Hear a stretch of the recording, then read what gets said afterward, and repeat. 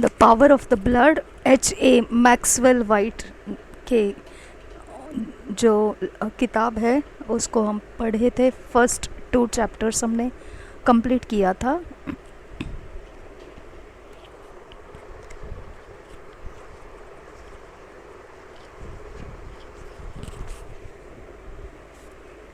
Life is in the blood, ये first chapter था।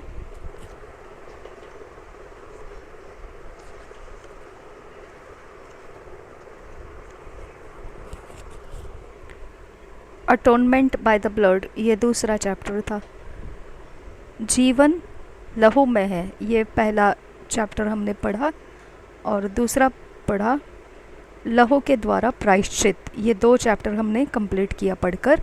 अब तीसरा चैप्टर इसमें से हम पढ़ने जा रहे हैं इस किताब का, जो the power of the blood, लहू की सामर्थ्य, इस विषय पर H.A. मैक्सवेल वाइट ये ऑथर है इस किताब का। ये इंग्लिश में लिखी गई किताब है। इसको मैं हिंदी में आपको पढ़ के, इसके अंदर से हमने इसमें से कुछ प्राप्त करना है, इसलिए मैं इसे हम सब के लिए, हम अपने लिए, मैं खुद के लिए भी इसको इंग्लिश में से हिंदी में ट्रांसलेट करते हुए पढ़ने वाली हूँ।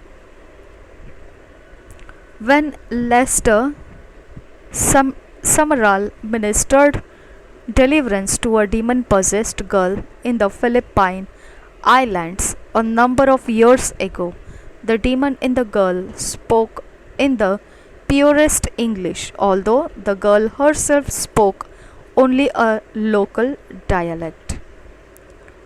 एक दिन जब लेस्टर समराल सेवकाई कर रहे थे छुटकारे की, और एक लड़की थी जिसको अशुद्ध आत्मा भरा हुआ था, और फिलिपिन थी वो फिलिपिन के जो आइलैंड है उसमें से, वो बहुत सालों पहले ये बात हुई थी, उसमें से वो थी।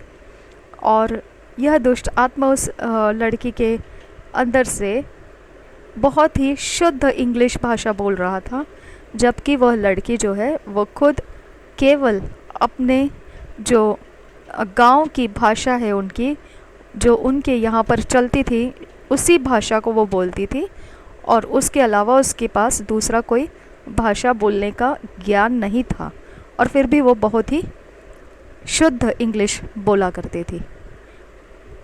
रही थी। This demon spirit first cursed the Father, then the Son, then the Holy Spirit, and then the blood of Jesus, in that order. अब इस लड़की ने क्या किया कि उसने जो दुष्ट आत्मा था उसके अंदर, वो दुष्ट आत्मा ने उसके अंदर से पहले पिता को श्राप दिया, फिर पुत्र को श्राप दिया, और फिर पवित्र आत्मा को, और फिर प्रभु यीशु मसीह को। ये उसी प्रकार से जैसा बोला गया, मैं यहाँ पर लिखा गया, बोला गया, उसी प्रकार से, उसी रचना में वो श्राप देता गया। I heard Brother Sumral say at the 1957 Full Gospel Business Men's Convention in Chicago that the way the demon cursed, it almost seemed that the demon believed the blood of Jesus was alive. तो जब ये H.A. Maxwell white जब उस समय एक सभा में थे जिसमें भाई सुमरोल 1957 में एक नाम की कलसिया थी, फुल गॉस्पल बिजनेसमैन्स कन्वेंशन, तो वो शिकागो में थे, और एक क्रूसेड वहाँ पर बड़ी सभा हो रही थी। वहाँ पर एक व्यवसाय करने वाले लोगों के लिए वहाँ पर परमेश्वर की सभा, परमेश्वर के वचनों के आधार से सिखाने के लिए सभा भराई गई थी। उसमें ये बात हुई थी कि वह इस प्रकार से वो लड़की दुष्ट आत्मा के द्वारा श्राप दे रही थी, और वो दुष्ट आत्मा के द्वारा दे रही थी, तो वो दुष्ट आत्मा 100% यह सच है कि प्रभु यीशु मसीह का लहू जीवित है, यह जानता था। स्पीकिंग आउट, तो हमने बोलना है। And a so called Christian lady through a real tantrum one day and rebuked me severely।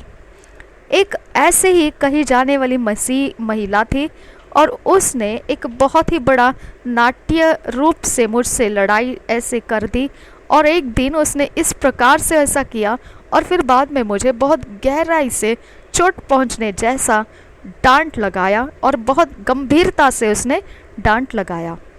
But I determined that I was not going to be rebuked by a backslidden woman। परंतु मैंने निर्धारित कर लिया था कि मैंने इस प्रकार का डांट को ऐसे पिछड़े हुई महिला से जो विश्वास से हट चुकी है, ऐसे पिछड़ चुकी है, ऐसे महिला से डांट को नहीं स्वीकारूंगा। I therefore commanded the demon to come out of her।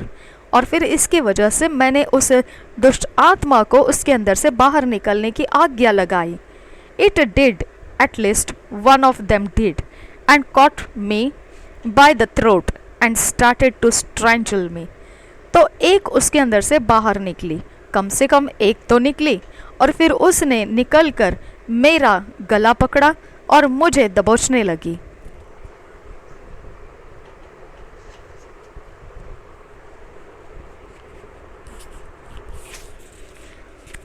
I cried the blood 3 times and the demon went back into her।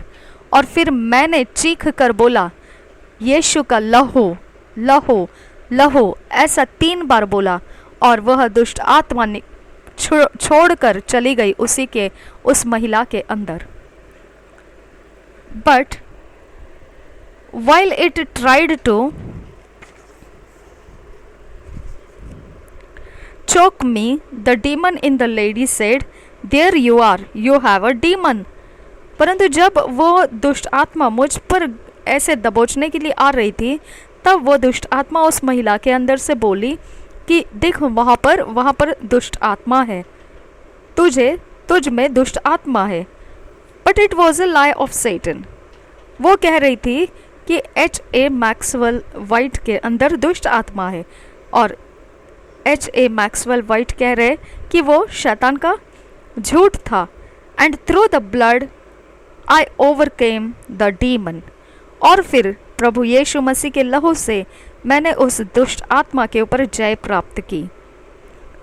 One on another occasion I experienced a demon attack while I slept। फिर एक समय ऐसा अलग सा आया था कि मैंने दुष्ट आत्मा को नींद के समय में आक्रमण करते हुए पाया, अनुभव किया। In the middle of the night I awoke to realize that the life had nearly been choked out of me।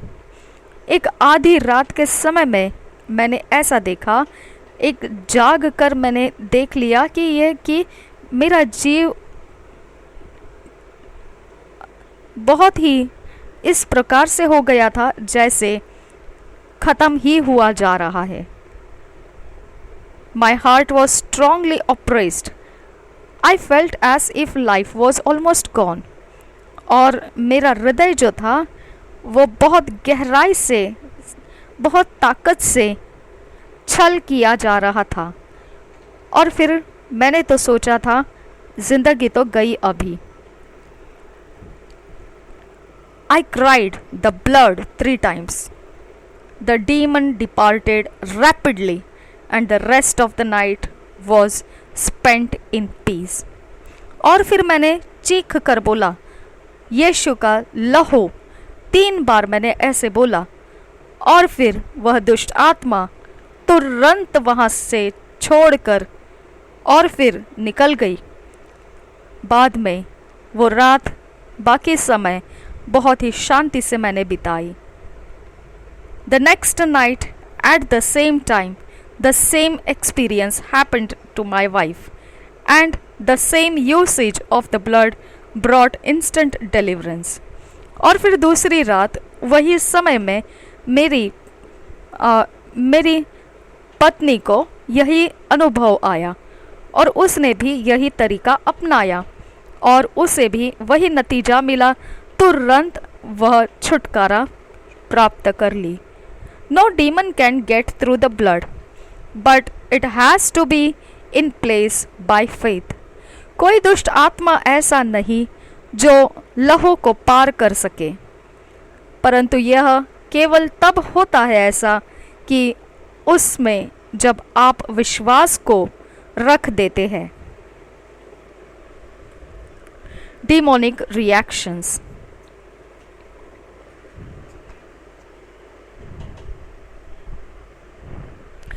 दुष्ट आत्माओं के प्रतिक्रिया।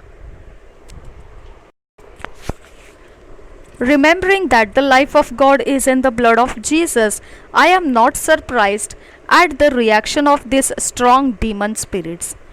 जब मैंने याद रख लिया है कि परमेश्वर का जीवन प्रभु यीशु मसीह के लहू में है, तो मुझे अचंभित होने की अब ज़रूरत नहीं है जब मैं ऐसे कोई भी दुष्ट आत्मा के जोर को देखता हूँ प्रतिक्रियाओं में।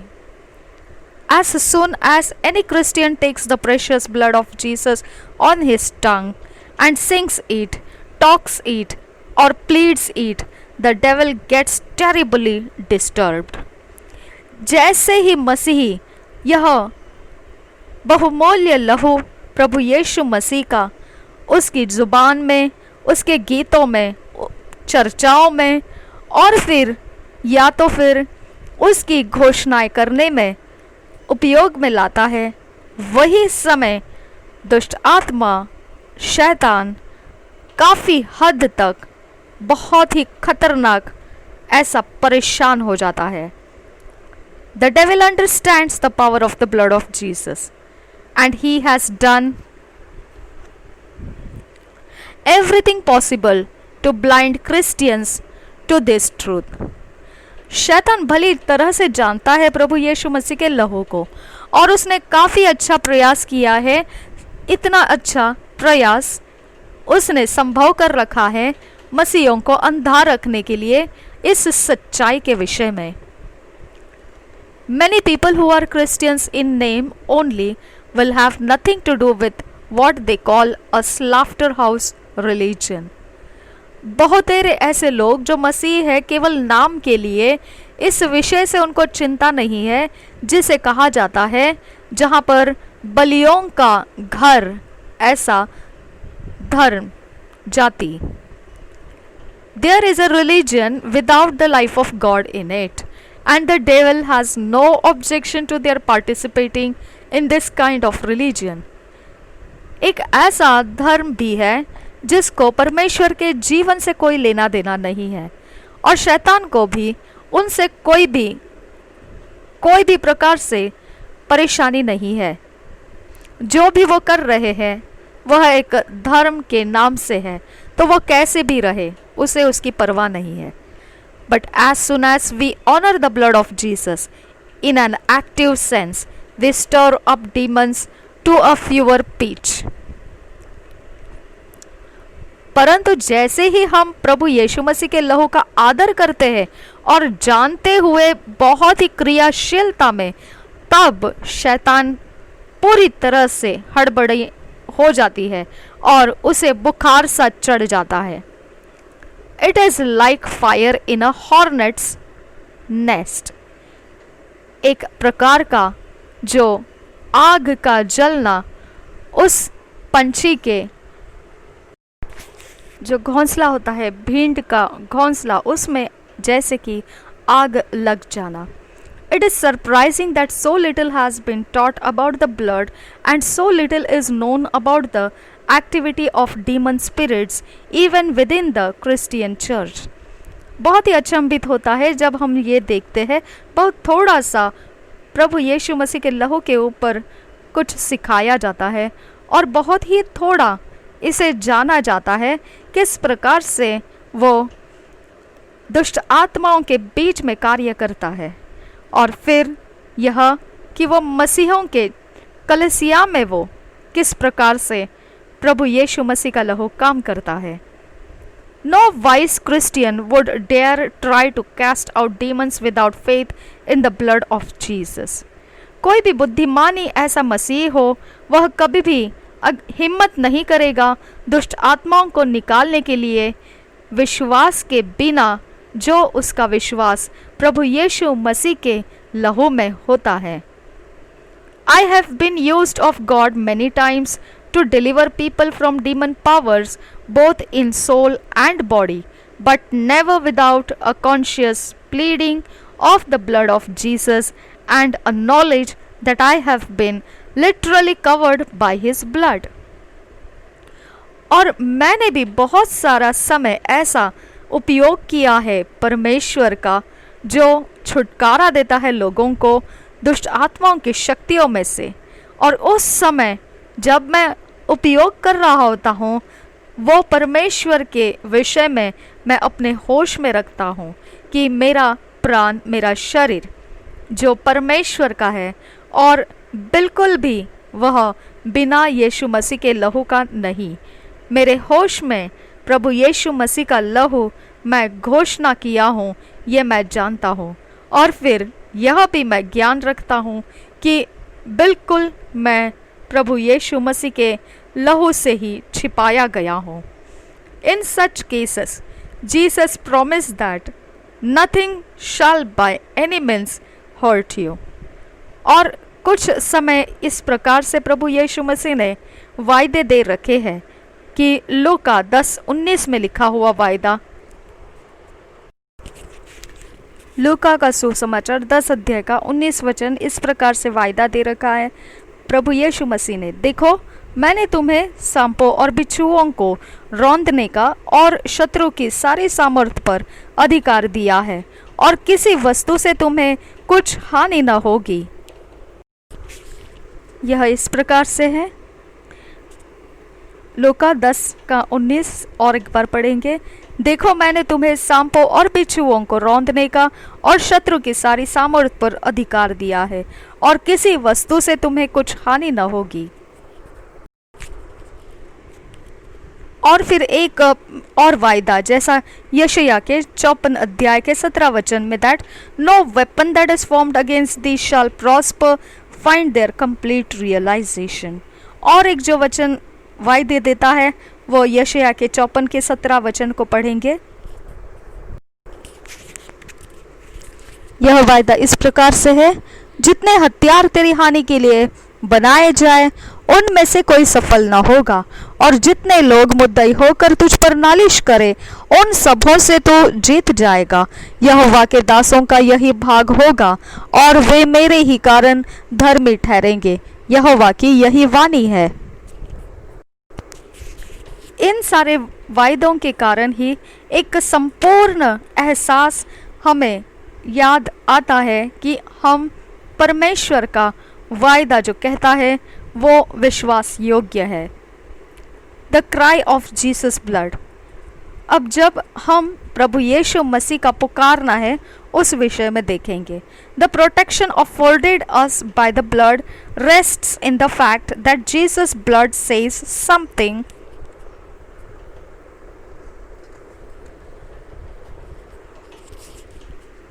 Something to God. जो सुरक्षा है हमें प्रदान की जाती है प्रभु यीशु मसीह के लहू में, वह इस बात पर आधार लेती है कि ये जो प्रभु यीशु का लहू है वह कुछ तो बोल रहा है परमेश्वर को।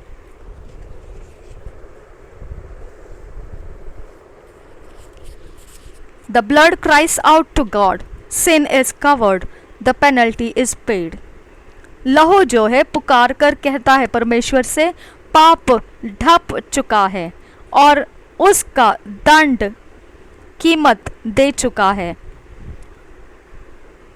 In fact, there is abundant evidence in the Bible that all shed blood speaks to God. बहुत सारा सच्चाई में ऐसा कहा जाए, देखा जाए तो बहुत सारा ऐसा एक आपको मिलेगा बाइबल के अंदर लिखा हुआ, जो सभी जगह में लिखा है। बहुत जगह में ऐसा लिखा है, लहू जो है परमेश्वर के साथ बातें किया, बहाया हुआ लहू परमेश्वर के साथ बातें किया। After the murder of Abel by his brother Cain, we read in Genesis 4:10, and the Lord said, What hast thou done? The voice of thy brother's blood crieth unto me from the ground. उत्पत्ति के 4 अध्याय के 10 वचन में हम देख सकते हैं कि जिस आबेल की हत्या हुई थी उसके भाई काइन के द्वारा, वह कहता है ऐसा परमेश्वर।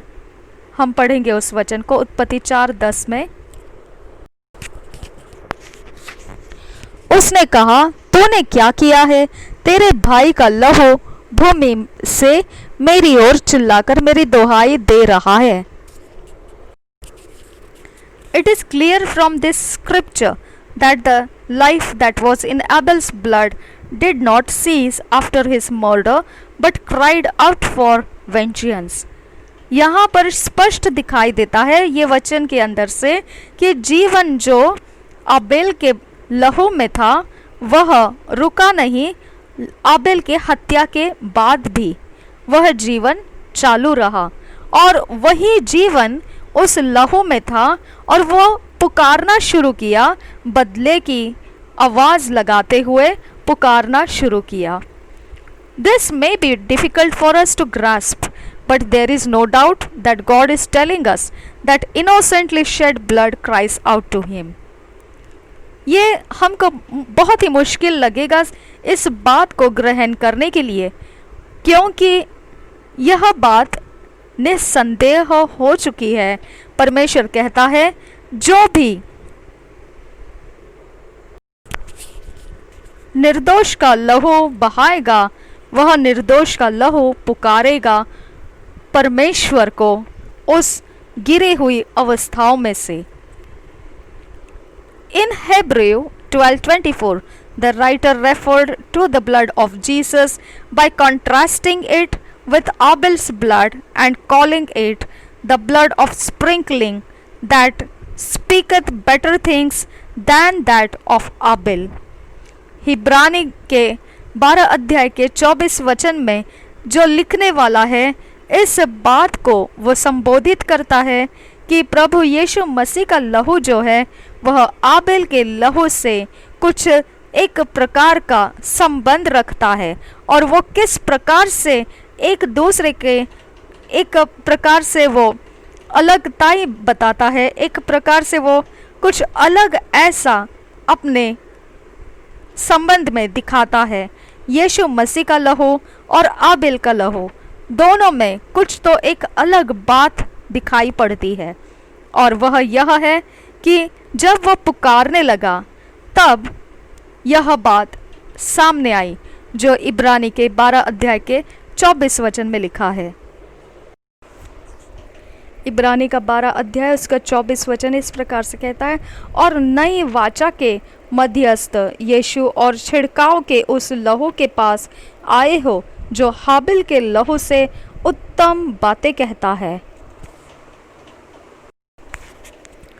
जबकि यहाँ पर देखा गया है कि प्रभु यीशु मसीह का लहू आबेल के लहू से ज़्यादा उत्तम बातें बोलता है, जबकि आबेल का लहू जो है वह चीख लगा रहा था बदले के लिए, बदला लेने के विषय में।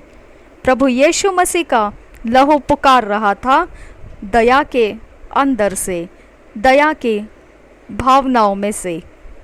This is what was symbolized in Old Testament days when the mercy seat within the Holy of Holies was sprinkled with the blood of bulls and goats when the high priest went within the veil once a year. Hebrews 9:25। और यही वो चिन्ह है जो पुराने नियम में हम पुराने वक्त के समयों में दिनों में देखते हैं कि जो दया का आसन है अति पवित्र स्थान में, उस पर जो लहू रखा जाता था, बकरों का लहू, बछड़ों का लहू जो रखा जाता था, वहाँ पर महायाजक जाता था उसके अंदर अति पवित्र स्थान में और एक बार साल में। यह बात हम इब्रानी के 9 अध्याय के 25 के वचन में पढ़ सकते हैं। हम उसे पढ़ेंगे।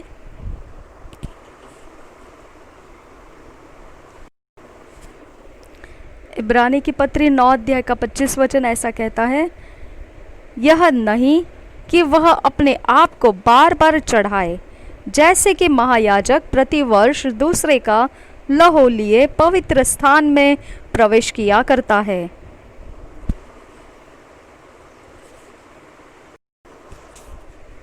Within the well,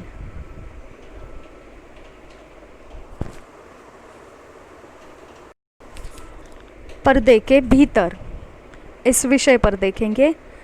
The result of such sprinkling was that God manifested His Shekinah glory and spoke to the high priest from between the two cherubim that overshadowed the mercy seat. Exodus 25:22। निर्गमन के 25 अध्याय के 22 वचन में हम यह नतीजा देख सकते थे जो लहू का छिड़काव होने से होता था। परमेश्वर वहाँ पर प्रकट होता था, उसके असीम सामर्थ्य ऐसे महिमा के साथ, और उसमें से वह महायाजक के साथ बात करता था। वह 2 करूबों के बीच में से बात करता था और एक परछाया होता था उस दया के आसन में। यह हम पढ़ के देखेंगे निर्गमन के 25 अध्याय का 22 वचन। निर्गमन 25 अध्याय का 22 वचन इस प्रकार से कहता है, मैं उसके ऊपर रहकर तुझसे मिला करूँगा और इस्राएलियों के लिए जितनी आज्ञाएं मुझको तुझे देनी होगी उन सबों के विषय में प्रायश्चित के ढकने के ऊपर से और उन करूबों के बीच में से जो साक्षी पत्र के संदूक पर होंगे तुझसे वार्तालाप किया करूँगा। It is interesting to note that the glory was seen and the voice heard only when the blood was used। बहुत ज़्यादा हमें एक रोचक बात देखने को मिलती है कि महिमा दिखाई देती थी और आवाज़ सुनाई दिया जाता था केवल उसी समय जब लहू का इस्तेमाल किया गया होता है। It was not sufficient that the high priest had faith in the blood for the atoning of the sins of Israel for the past year, he had to use it। यह केवल काफ़ी नहीं रहता था कि महायाजक विश्वास करे लहू में जो पापों के प्रायश्चित के लिए दिया जाना था इज़राइलियों के लिए पिछले साल, उसी के ऊपर वो विश्वास करके कि अब अगले साल उस लहू को बलिदान में चढ़ाने की ज़रूरत नहीं है। यह सोचते हुए उसको विश्वास का काम लहू के पापों के प्रायश्चित के लिए यह काफ़ी नहीं रहता था। वह हर साल को नए तरह से उस पाप के प्रायश्चित के लिए लहू को चढ़ाने के लिए जाना पड़ता था। वह पिछले साल के लहू के ऊपर विश्वास नहीं रख सकता था कि अगले साल या आने वाले समय में प्रायश्चित करने की ज़रूरत नहीं है, ऐसा वो विश्वास नहीं कर सकता था। It is exactly so today. None of us can enter into this holy place, heaven itself, except Jesus Christ। Hebrews 10:19-22।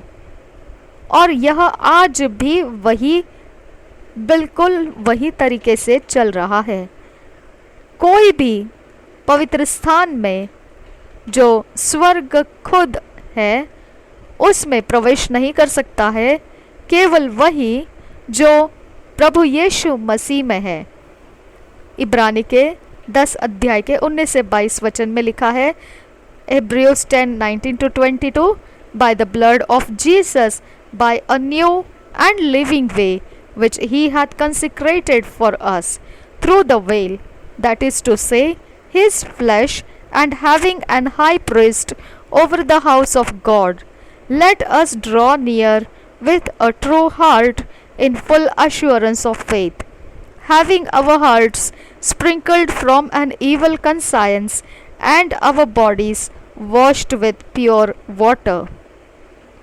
हेब्रूस इब्रानी के 10 अध्याय के 19 से 22 वचन में ऐसा लिखा है,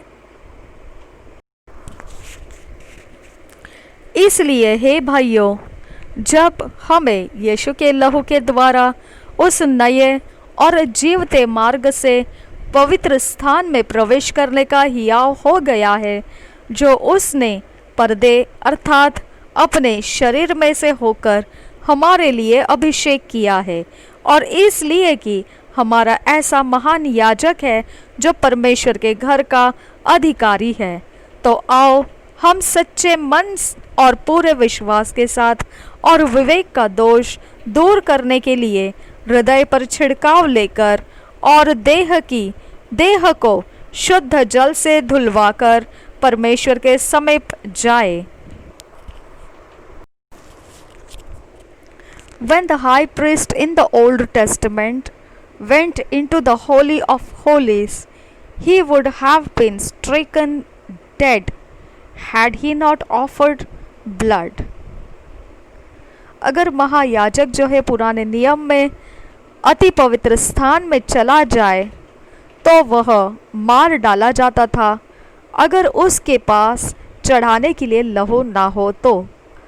So he carefully offered nothing else but blood.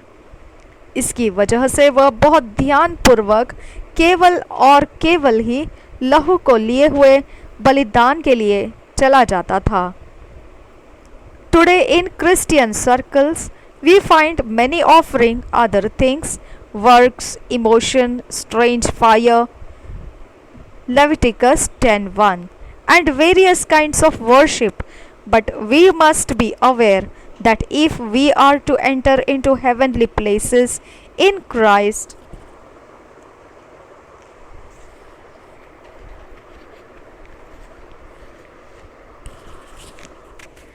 Jesus, Ephesians 2:6, we can do so only as we consciously offer the blood of Jesus as our only plea.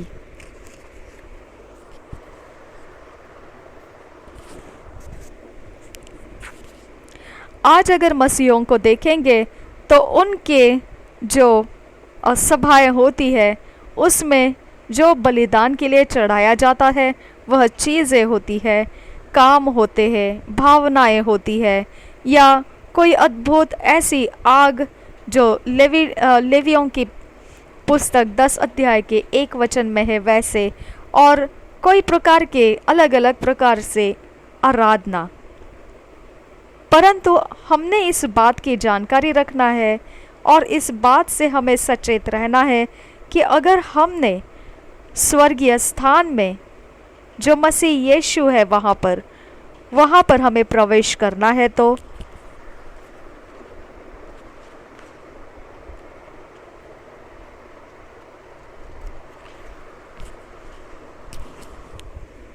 केवल और केवल वहाँ पर प्रवेश मिलेगा अगर हमारे जानकारी में होश रखते हुए यह बात को हम जानते हुए कि प्रभु यीशु मसीह का लहू चढ़ाया गया है हमारे कारण, हमारे लिए वह चढ़ाया गया है, यह हमारे होश में रखे तभी हम स्वर्गीय स्थान में प्रवेश कर पाते हैं। To plead the blood of Jesus is to confess to God that we are depending wholly on His mercy, as the wonderful old hymns says. प्रभु यीशु मसीह के लहू के विषय में बोलना यह कबूली करना होता है परमेश्वर के सामने कि हम पूरी तरह से उस दया के ऊपर निर्भर है जो प्रभु यीशु के कारण हमको मिला है। और यह सुंदर गीतों में भी गाया जाता है। पुराने समय में ये गीत गाया करते थे। Rock of ages cleft for me, let me hide myself in thee, let the water and the blood from thy wounded side which flowed be of sin the double cure, save from wrath and make me pure. Nothing in my hand I bring, simply to thy cross I cling. Naked come to thee for dress, helpless look to thee for grace. Foul I to the fountain fly, wash me Savior or I die. यह गीत जो है Augustus M टोप्लाडी 1776 में लिखा गया यह गीत है कि जो पुरातन की चट्टान है उसमें मुझे छुपा ले। पुरनियों का समय जो था उसमें मुझे छुपा ले और मुझे तुझ में छुपने दे। जैसा पानी और लहू जख्मों में से बहाया गया, वह पाप का दोगुना चंगाई देता है, पाप से छुड़ाता है और वह बचाता है परमेश्वर के क्रोध में से और मुझे शुद्ध भी करता है।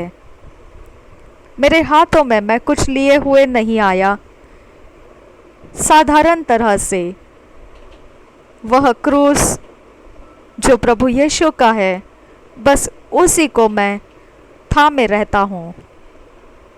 मैं आते समय निर्वस्त्र था और मैं तुझसे वस्त्र की मांग करने को आया हूँ। मैं आते समय निराश्रित था, यह देखते हुए आया कि तेरा अनुग्रह मुझे मिले। और मैं व्यर्थ हूँ अगर मैं एक झरने के उड़ते हुए स्थान में हूँ। उस स्थान में बस एक मैं पंछी की तरह आया हूँ, उसमें तू मुझे धो ले और मुझे बचा ले, या तो फिर मेरा प्राण निकल जाएगा। When we plead the blood of Jesus, it immediately pleads for us because it is speaking blood, as we have just seen. हम जब भी प्रभु यीशु मसीह के लहू की कबूली करते हैं, तुरंत वह हमारे खातिर कबूल करने शुरू करता है। जैसे कि हमने बहुत पहले ही यह अध्याय पढ़ते समय देख लिया है कि लहू जो है वो बातें करता है और हमने वो देखा है, वचन में पढ़ चुके हैं। It speaks mercy from the mercy seat in heaven where Jesus is seated with his father. वह जो बात करता है वह दया की बातें करता है। वह दया के आसन जो स्वर्ग में है, वहाँ प्रभु यीशु का आसन पिता के साथ है। This is why we plead the blood of Jesus. यही कारण है कि हम प्रभु यीशु मसीह के लहू को कबूल करते हैं। We are convinced that the whole church has yet to learn the value of using the blood of Jesus. और मैं इस बात के विषय में मानता हूँ कि अभी तक बहुत बाकी है कलीसिया को सीखने के लिए, जो प्रभु यीशु मसीह के लहू के विषय में जो मूल्य है उस विषय में सीखने के लिए। To those who have discovered this secret, the whole realm of God's power is opened, and all the angels in heaven come to help and rescue the child of God who honors, uses, and pleads the blood of Jesus. जिन लोगों को यह जो गुप्त बात है, यह रहस्य की बात खुल चुकी है जिनके अंदर, वह परमेश्वर के सामर्थ का भाग उनमें खुलता हुआ पाया है।